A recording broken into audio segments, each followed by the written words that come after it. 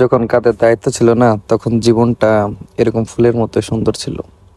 আর যখন দায়িত্ব এসে কাঁধে পড়ে যায়, পুরা ফ্যামিলির দায়িত্ব, বাবা মার দায়িত্ব, বোনের দায়িত্ব, সবকিছুর দায়িত্ব, তখন জীবনটা একদমই পাল্টে যায়। প্রথমে আমি ভাবতাম দায়িত্ব মানে অনেক কিছু কষ্টের ব্যাপার স্যাপার, মানে মনে হলো আমার ফুলের মতো জীবনটা যেন শুকিয়ে যাচ্ছে। কিন্তু দায়িত্ব নেওয়ার পর কয়েক মাস পরে বুঝতে পারলাম, দায়িত্ব মানে শুধু বোঝা না, দায়িত্ব মানুষকে শক্ত করে। যে ছেলেটা আগে শুধু স্বপ্ন দেখতো, এখন সে স্বপ্ন পূরণ করার পথও শিখে গেছে। একদিন সন্ধ্যায় আমি বসেছিলাম, আকাশের দিকে তাকালাম, আর মনে হলো জীবন এখনো ফুলের মতো সুন্দর।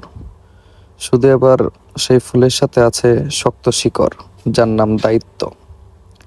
জীবনের দায়িত্ব না আসা পর্যন্ত মানুষ ফুলের মতো হালকা থাকে, আর দায়িত্ব আসার পর সেই ফুল গাছ হয়ে দাঁড়াতে শেখে।